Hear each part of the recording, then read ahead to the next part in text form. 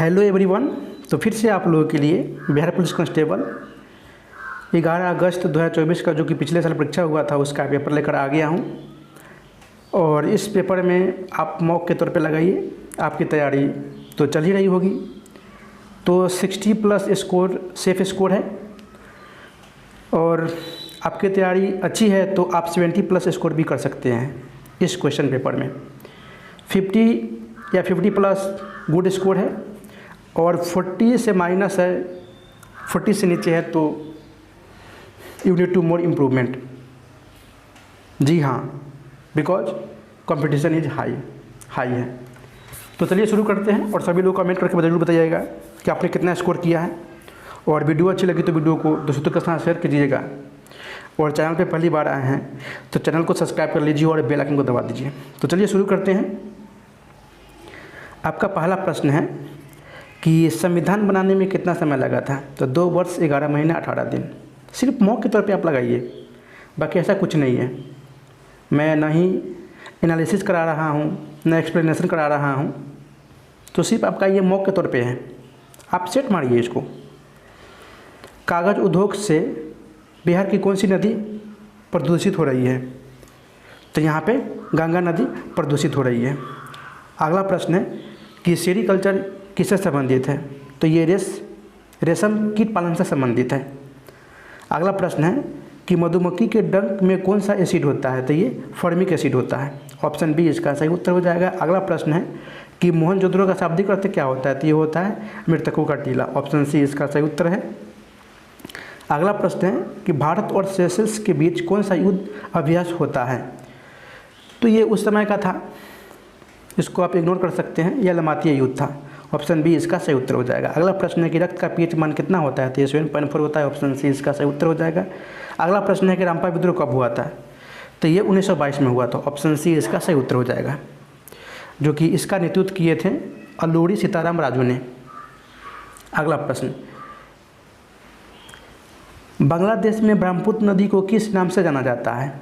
तो जमुना के नाम से जाना जाता है। वही गंगा नदी को पद्मा के नाम से जाना जाता है।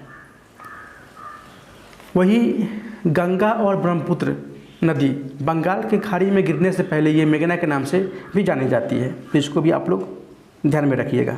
इस प्रकार आपका ऑप्शन सी सही उत्तर हो जाएगा। अगला प्रश्न, प्रथम विश्व युद्ध का तत्कालीन कारण क्या था।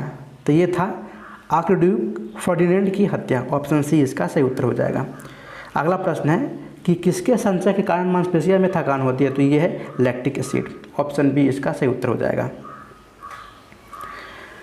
12 नंबर क्वेश्चन कि पौधों की कोशिकाओं में तुरसता और कठोरता का कारण क्या है। तो यह है कोशिका भित्ति।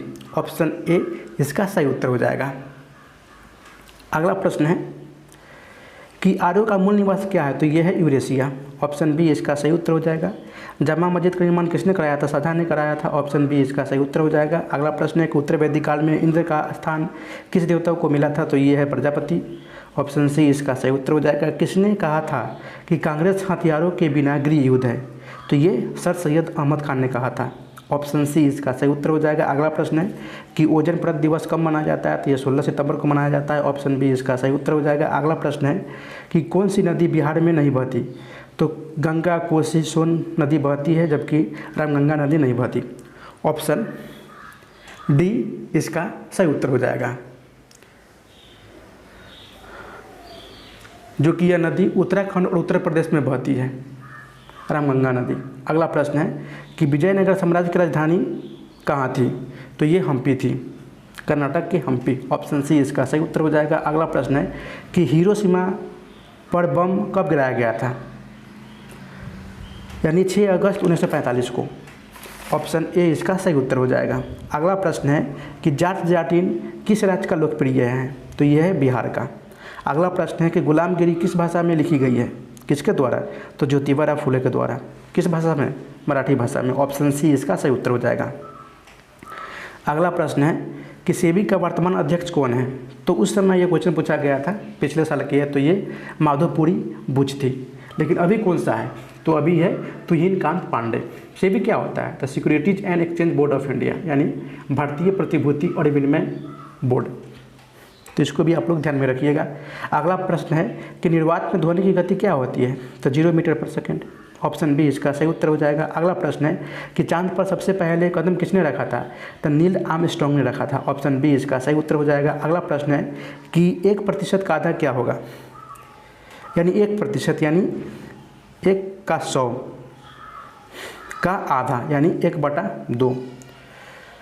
तो 1/2 के यानी 0.05/100 डिवाइड करेंगे तो 0.005 यानी ऑप्शन ए इसका सही उत्तर हो जाएगा। अगला प्रश्न है कि बिहार विधानसभा के अध्यक्ष कौन है जो अभी भी हैं? तो ये हैं नंदकिशोर यादव। ऑप्शन बी इसका सही उत्तर हो जाएगा। अगला प्रश्न है कि बिहार में तेल शोधक कारखाना कहाँ है? तो ये बरौनी में है। बरौनी कौन से ज़िले में है? तो बेगूसराय में है। ऑप्शन सी इसका सही उत्तर हो जाएगा। दुधवा राष्ट्रीय उद्यान कहाँ स्थित है? तो ये है उत्तर प्रदेश में। ऑप्शन बी इसका सही उत्तर हो जाएगा। अगला प्रश्न है मैथ का कि एक आदमी किसी काम को 5/8 भाग 10 दिनों में पूरा करता है, इस दर से और कितने दिन उसे काम खत्म करने में लगेंगे? तो यहाँ पे 5/8 भाग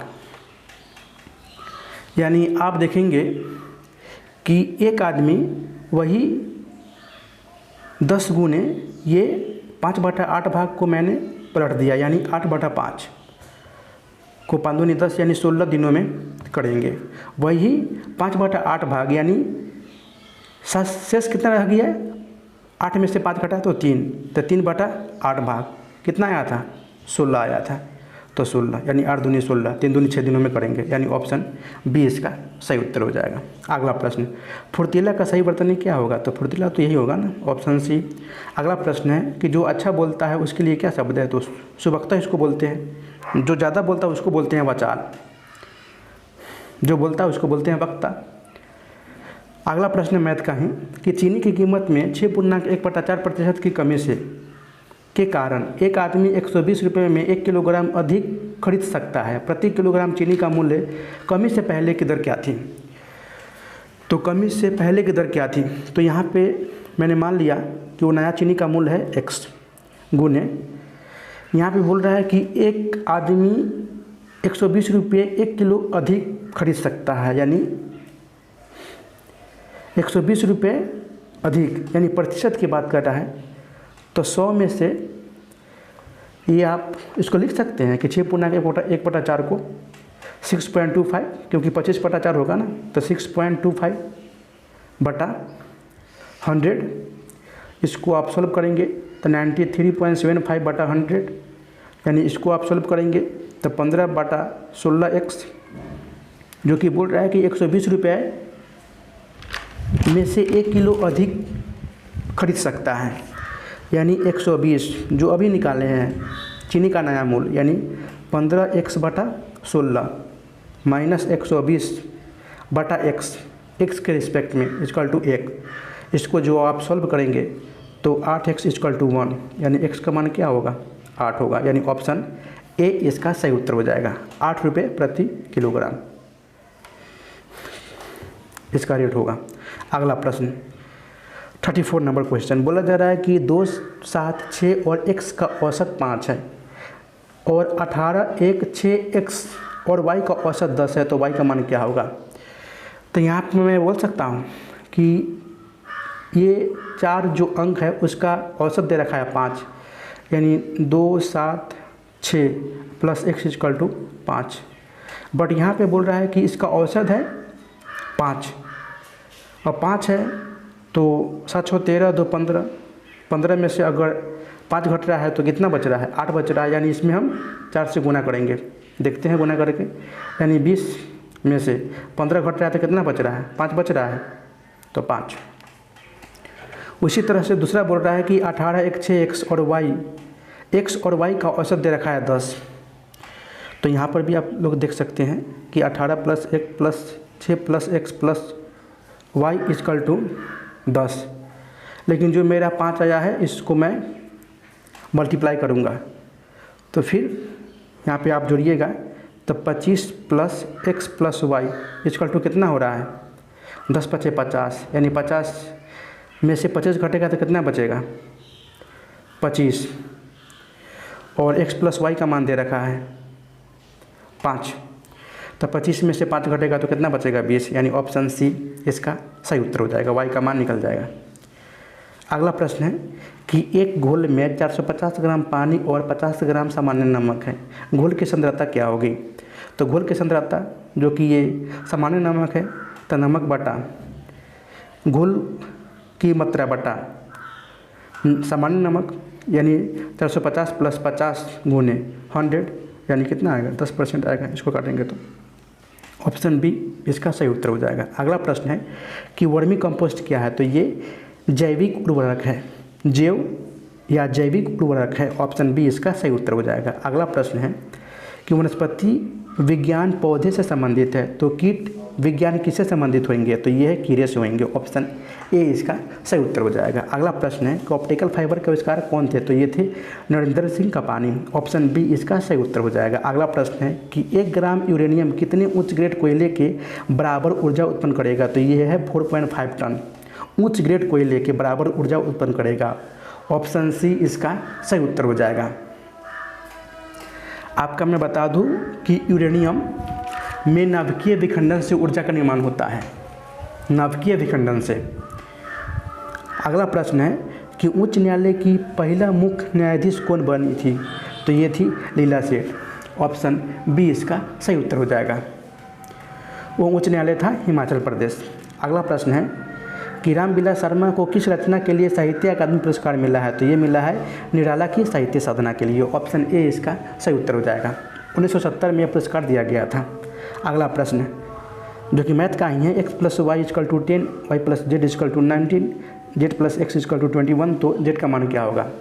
तो जब इसको मैं ऐड करूँगा तीनों समीकरण का, यानी 2 इंटू हो सकता है x plus Y plus Z is equal to, मैं इसको सॉल्व कर दिया, यानी 50 मेरा आ गया, ये 2 मेरा इधर आ जाएगा, यानी कितने के बराबर हो गया 25 के बराबर हो गया। अब जेड इजकल टू रख दीजिए, यानी x plus Y plus Z minus किसको निकालना है, जेड का मान निकालना है, तो x प्लस वाई तो आएगा ही, तो 25 में से 10 घटेगा तो कितना बचेगा 15। तो इस प्रकार आपका ऑप्शन डी सही उत्तर हो जाएगा।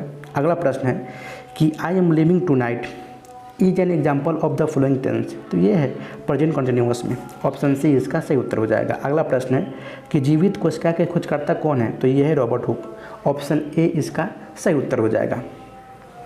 अगला प्रश्न है कि मृच्छकटिकम के रचनाकार कौन है। तो ये है शूद्रक, ऑप्शन बी इसका सही उत्तर हो जाएगा। अगला प्रश्न है 46 नंबर के निम्नलिखित में से कौन खारे पानी की एक झील है। तो ये है पेंगोंग त्सो, ऑप्शन डी इसका सही उत्तर हो जाएगा। अगला प्रश्न है जो कि लद्दाख में है, पेंगोंग त्सो लद्दाख में खारे पानी की झील है।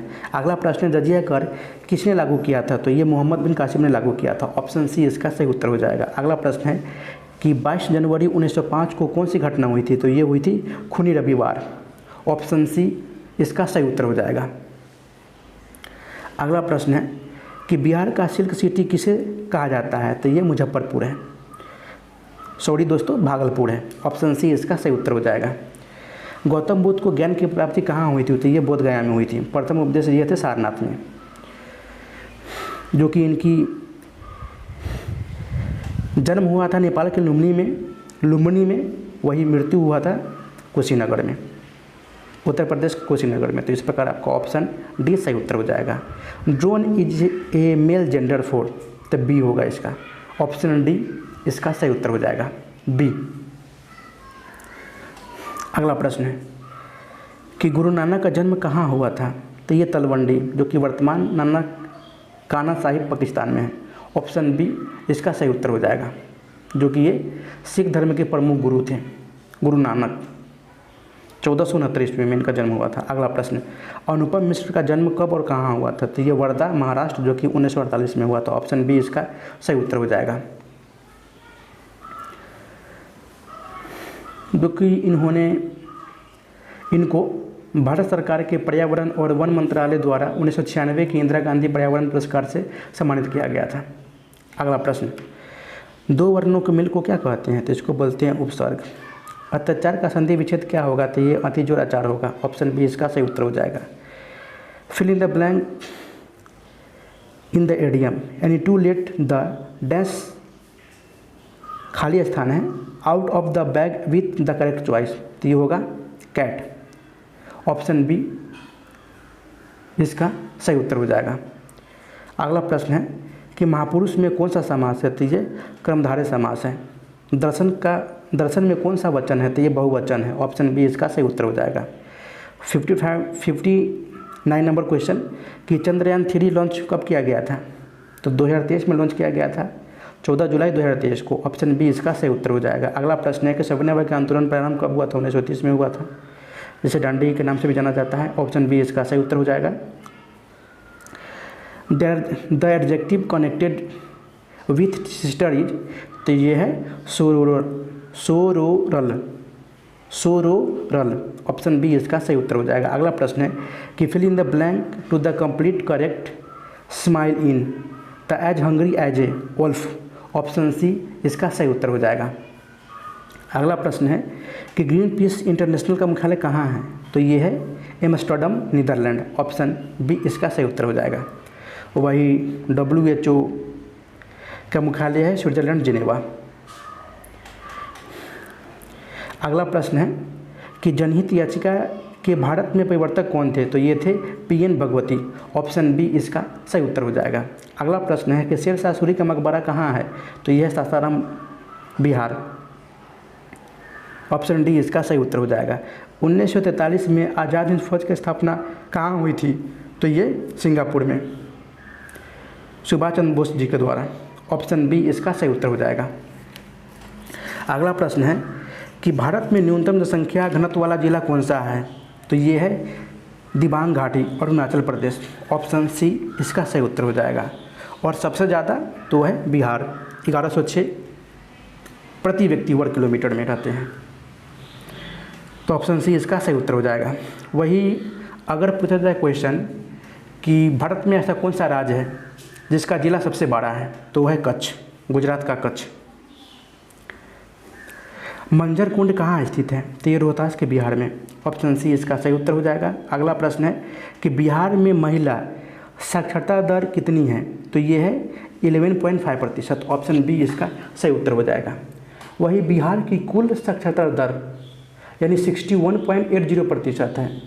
वही पुरुष की बात करूँ तो पुरुष में है 71.20% और महिला की बात करूँ जो कि 51.5% है। ओवरऑल बिहार की कुल साक्षरता दर कितना है, तो 61.80%। सबसे ज़्यादा साक्षरता दर किस जिला का है बिहार का, तो यह है रोहतास जिला। और सबसे कम साक्षरता दर वाला जिला तो यह है पूर्णिया। 63.82% साक्षरता दर के साथ देश में अंतिम स्थान पे है बिहार। अगला प्रश्न, किस भाषा के लिए बासुकीनाथ झा को साहित्य अकादमी पुरस्कार मिला है, तो ये है मगही भाषा के लिए। ऑप्शन डी इसका सही उत्तर हो जाएगा, जो कि ये 2023 में ये पुरस्कार दिया गया था। निबंध संग्रह है मगही निबंध संग्रह। अगला प्रश्न है 71 नंबर क्वेश्चन कि भुजा हुआ चूना का सूत्र क्या होता है, तो कैल्शियम हाइड्रोक्साइड NaCaOH का होल ट्वाइस, यानी ऑप्शन बी इसका सही उत्तर हो जाएगा। कैल्शियम ऑक्साइड जिसको बोलते हैं क्विक लाइम, कैल्शियम कार्बोनेट यानी CaCO3। अगला प्रश्न है कि विद्युत धारा का SI मात्रक क्या होता है, तो ये होता है एम्पियर, जबकि शक्ति का होता है वाट, प्रतिरोध का होता है ओम। अगला प्रश्न कि यूपक का फुल फॉर्म क्या होता है, तो International Union of Pure and Applied Chemistry. Option B इसका सही उत्तर हो जाएगा। अगला प्रश्न है कि बल्ब का फिलामेंट किसका बना होता है, तो ये होता है टंगस्टन का। ऑप्शन सी इसका सही उत्तर हो जाएगा। लेकिन टंगस्टन का प्रतिरोध उच्च और गलनांक भी उच्च होता है, तो ये भी आप लोग ध्यान में रखिएगा, प्रतिरोध और गलनांक उच्च होता है। निम्न में से कौन भारतीय रिजर्व बैंक के पहले भारतीय गवर्नर थे, तो ये थे CD देशमुख। ऑप्शन सी इसका सही उत्तर हो जाएगा। वही भारतीय रिजर्व बैंक की स्थापना 1 अप्रैल 1935 को हुई थी। अभी मैं बात करूं कि कौन सा गवर्नर है, तो ये 26वें नंबर के गवर्नर हैं संजय मल्होत्रा। 26वें नंबर के। तो ये भी आप लोग ध्यान में रखिएगा। अगला प्रश्न है कि 1 न्यूटन में कितना डाइन होता है? तो ये 10⁵ डाइन के बराबर होता है। ऑप्शन सी इसका सही उत्तर हो जाएगा। यहाँ पे डाइन आ रहा है ना, तो बल का सीजीएस मात्रक होता है डाइन, वही बल का मात्रक तो होता है ऐसा ही मात्रक न्यूटन ही होता है। तो इस प्रकार बल का मात्रक डाइन और न्यूटन दोनों होता है। रे डाटा बुक किस संस्था द्वारा प्रकाशित की जाती है? तो ये है IUCN। ऑप्शन बी इसका सही उत्तर हो जाएगा, जिसको बोलते हैं international union for conservation of nature, यानी अंतर्राष्ट्रीय प्रकृति संरक्षण संघ। ऑप्शन बी इसका सही उत्तर हो जाएगा। अगला प्रश्न है कि बिहार में डचों द्वारा पहली फैक्ट्री कहाँ स्थापित की गई थी? तो 1632 में पटना में। ऑप्शन ए इसका सही उत्तर हो जाएगा। अगला प्रश्न है कि वन अनुसंधान संस्थान कहाँ स्थित है? तो ये उत्तराखंड के देहरादून में। ऑप्शन सी इसका सही उत्तर हो जाएगा। अगला प्रश्न है गुलामगिरी किसके द्वारा लिखी गई है? तो ये ज्योतिबा फुले के द्वारा लिखी गई है मराठी भाषा में। ऑप्शन ए इसका सही उत्तर हो जाएगा। अगला प्रश्न है कि आचार्य समाज की स्थापना किसने की थी? तो स्वामी दयानंद सरस्वती जी के द्वारा की गई थी। ऑप्शन बी इसका सही उत्तर हो जाएगा 1875 में। अगला प्रश्न है 82 नंबर क्वेश्चन कि सिंधु घाटी सभ्यता के किस स्थल से जल संरक्षण का साक्ष्य मिला है? तो यह है धौलावीरा। ऑप्शन सी इसका सही उत्तर हो जाएगा। और धौलावीरा को जो कि 2021 में यूनेस्को के विश्व विरासत स्थल की सूची में शामिल किया गया है, जो कि धौलावीरा की खोज जगपति जोशी और रविंद्र सिंह बिष्ट ने की है। अगला प्रश्न है कि लाइसोसोम की खोज किसने की है? तो ये है डीबो। ऑप्शन बी इसका सही उत्तर हो जाएगा। लाइसोसोम जिसको बोलते हैं आत्महत्या की थैली, इसे 1974 में मेडिसिन के नोबेल पुरस्कार से सम्मानित किया गया था डीबो को। अगला प्रश्न, आपातकाल के समय कौन सा मौलिक अधिकार लागू रहता है? तो ये अनुच्छेद 20 और 21। ऑप्शन बी इसका सही उत्तर हो जाएगा। अगला प्रश्न है कि यूरेनियम का अयस्क कौन सा है? तो ये है पिच ब्लेंड। ऑप्शन बी इसका सही उत्तर हो जाएगा। वही एल्युमिनियम का बॉक्साइट है, जबकि आपका ये लोहा का अयस्क है मैग्नेटाइट और हेमेटाइट। अगला प्रश्न, शांति के क्षेत्र में 2023 का नोबेल पुरस्कार किसे मिला है? तो ये मिला है नरगिस मोहम्मदी का, जो कि ईरान की हैं। ऑप्शन सी इसका सही उत्तर हो जाएगा। अगला प्रश्न, इसको भी आप इग्नोर कर सकते हैं क्योंकि करंट अफेयर्स का क्वेश्चन है। अगला प्रश्न है कि आग बुझाने के लिए किसका प्रयोग किया जाता है? तो ये कार्बन डाइऑक्साइड का उपयोग किया जाता है। ऑप्शन ए इसका सही उत्तर हो जाएगा। अगला प्रश्न कि दक्षिण भारत की सबसे ऊंची चोटी कौन सी है? तो ये है अनाईमुड़ी। ऑप्शन बी इसका सही उत्तर हो जाएगा, जिसकी ऊंचाई 2695 मीटर है। वही पूर्वी घाट जो कि महेंद्रगिरी पहाड़ी है, जिसकी लंबाई 1501 मीटर है। वही दक्षिणी भारत की दूसरी सबसे ऊंची चोटी ये है डोडा बेटा, इसको भी आप लोग ध्यान में रखिएगा। डोडा बेटा है, जिसकी लंबाई 2633 है। अनाईमुड़ी की 2695 और दूसरी जो कि सबसे ऊंची चोटी है ये है डोडा बेटा, जिसकी ऊंचाई 2633 मीटर है, जो कि ये नीलगिरी पहाड़ियों पे स्थित है। अगला प्रश्न, आधुनिक आवर्त सारणी किसने बनाई है? तो ये मोसले के द्वारा बनाई गई है। ऑप्शन सी इसका सही उत्तर हो जाएगा। वही आवर्त सारणी के तत्वों को बढ़ते परमाणु भार के आधार पर सजाया गया, तो ये मेंडली के द्वारा। अगला प्रश्न कि पौधे में जड़ से खनिज लवण पौधे के विभिन्न भागों तक पहुंचाया जाता है, तो ये है जाइलम। जबकि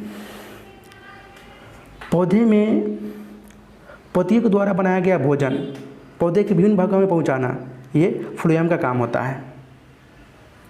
तो इस प्रकार आपका ऑप्शन बी सही उत्तर हो जाएगा। अगला प्रश्न है कि निकट दृष्टि दोष के लिए कौन सा लेंस का उपयोग किया जाता है? तो यह है अवतल लेंस। वही दूर दृष्टि दोष को दूर करने के लिए या उसमें उपयोग करने के लिए किसका उपयोग किया जाता है? तो यह है उत्तल लेंस। अगला प्रश्न, कालबेलिया किस राज्य का लोक नृत्य है? तो ये राजस्थान का है, जो ये सपेरे जनजाति के द्वारा सपेरे जनजाति का एक लोक नृत्य है। अगला प्रश्न है कि भीमराव अंबेडकर को भारत रत्न कब मिला था? तो मरणोपरांत 1990 में दिया गया था। ऑप्शन बी इसका सही उत्तर हो जाएगा। अगला प्रश्न है 94 नंबर क्वेश्चन कि लोकसभा के सदस्य बनने की न्यूनतम आयु क्या है? तो यह है 25 वर्ष। वही राज्यसभा के लिए तो 30 वर्ष। अगला प्रश्न है कि छठी अनुसूची किन राज्यों से संबंधित है? तो असम, मेघालय, त्रिपुरा और मिजोरम, यानी ऑप्शन ए इसका सही उत्तर हो जाएगा। अगला प्रश्न है कि भारत का पहला जीवमंडल संरक्षित क्षेत्र कौन सा है? तो यह है नीलगिरी, ऑप्शन बी इसका सही उत्तर हो जाएगा, क्योंकि इसकी स्थापना 1986 में हुई थी। अगला प्रश्न है कि मिशन इंद्रधनुष किससे संबंधित है? आपका ये उस समय करंट अफेयर्स का प्रश्न था, तो ये बच्चों का टीकाकरण से संबंधित है, ऑप्शन सी इसका सही उत्तर हो जाएगा। अगला प्रश्न है कि नीति आयोग का CEO कौन है? तो ये है VR सुब्रमण्यम, ऑप्शन बी इसका सही उत्तर हो जाएगा, जो कि इसकी स्थापना प्लानिंग कमीशन की जगह पे 1 जनवरी 2015 को मनाया गया था।